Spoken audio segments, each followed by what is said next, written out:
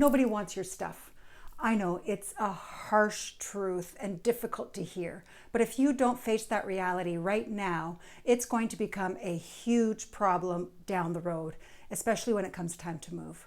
So many people find themselves just overwhelmed with clutter and the idea of having to do something with it, especially when it comes time to think about moving. Clutter isn't just the stuff that takes up space. It also takes up energy and cause anxiety. If you're getting ready to move, it's crucial that you start to think about the clutter in your home. Not just to tidy up and get it ready for sale, but to maximize the value of your home. Buyers want to see clean, organized, open spaces that they can envision themselves living in. I want to help you with this today, and I'm going to break down that decluttering process into manageable steps that you can implement very easily and take the overwhelm out of your decluttering.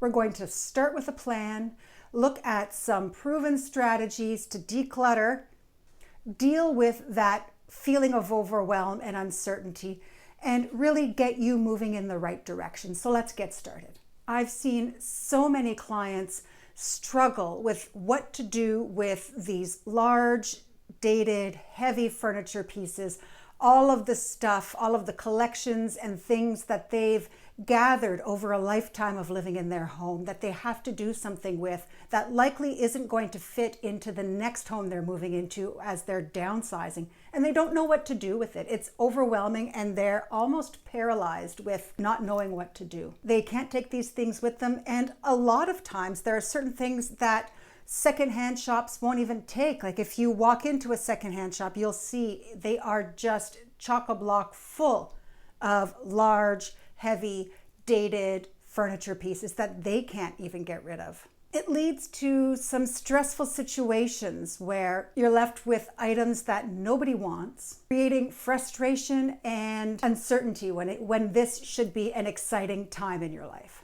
The first thing you need is a plan, and I don't think decluttering an entire home is something you can tackle in one day. Set yourself a goal and some reasonable timelines that you can implement. You have to understand what your long-term goal is. Are you just decluttering to add more space and feel open and free in your space? Or are you decluttering with the purpose of maybe trying to put your house on the market, so creating that modern open space that buyers are looking for?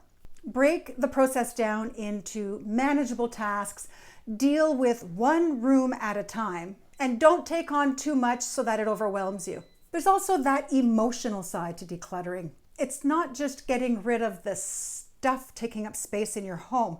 You're also letting go of items that might hold a sentimental or personal significance to you. So it's not easy. You may have family heirlooms, childhood toys. I know the items my kids used growing up that were important to them are still very important to me and very hard to imagine getting rid of. Stop and ask yourself if these items still serve a purpose in your life, and if it's clear that they don't, your answer is made and you could easily get rid of them. A helpful trick might be to take a photo of that sentimental item and keep that as a keepsake, and that might make parting with it a little bit easier. You get to preserve the memory without all the physical clutter. It might be really hard to hear, but the reality check is that most people don't want our old clutter. Today's younger generation is really embracing that minimalist lifestyle. They prefer clean, simple spaces, and the big, heavy furniture their parents had in their homes just isn't what's appealing to that younger, more modern aesthetic that people are craving these days. So before you start holding on to those things for future generations, stop and really think about whether or not it's something that they are really going to want, and be prepared for that possible no. If you think your family is just going to toss away all those items after you're gone, why not take that load off of them in the future by getting rid of them now? Consider a garage sale to lighten the load. But remember, the goal is to declutter, not make money. So a very successful decluttering method that I use and I've recommended to my clients quite often is the 4 piles rule. It's pretty simple. You create 4 piles. You've got your keep pile of the things you truly want to keep. donate. So items that you rarely use or you no longer want that still hold value, that don't have financial value, but still have some life left in them, those are donate. Sell would be the items that you don't no longer use, but still have some value to them. So you could maybe go on Facebook Marketplace or a consignment shop and try to sell those items and get a little bit of money back for that. And then finally, trash. So that's your broken, damaged, expired, or unusable items. Things that don't hold value, have no purpose anymore, are broken. Things you've been hanging on to that you think maybe one day I'm going to fix this. That can go in the trash now and either be recycled or destroyed.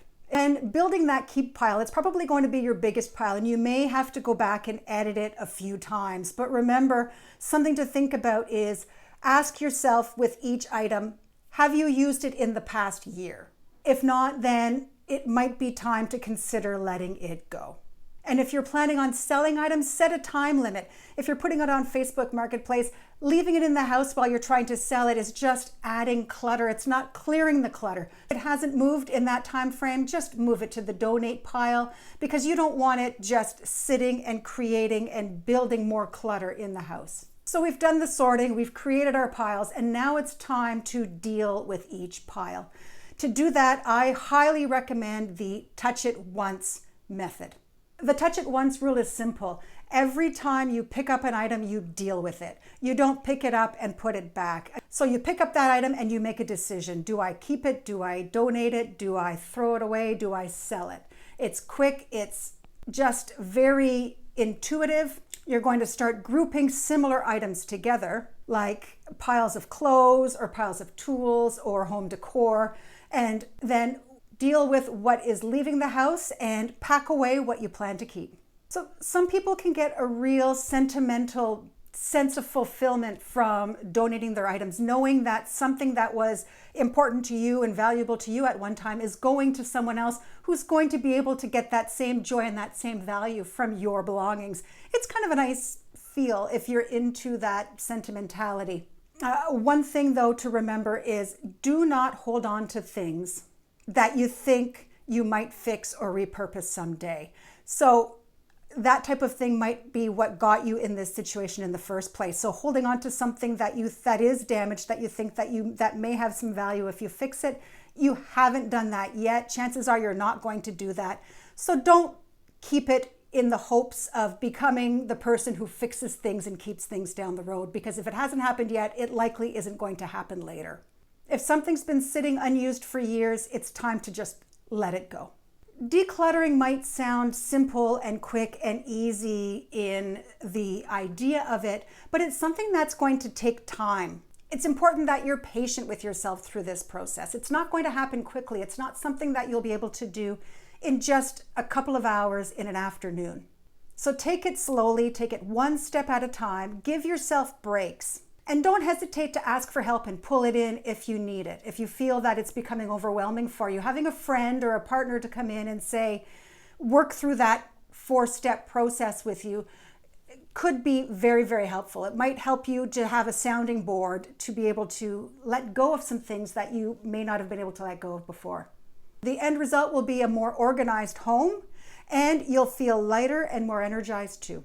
Now that you've got the basics of decluttering down, it's time to take your downsizing plans to the next level. To make your home absolutely irresistible to buyers, you need to watch my video on the 7 hacks to stage your home to get it ready to sell. I'll show you how to turn your clutter-free home into one that buyers will fall in love with.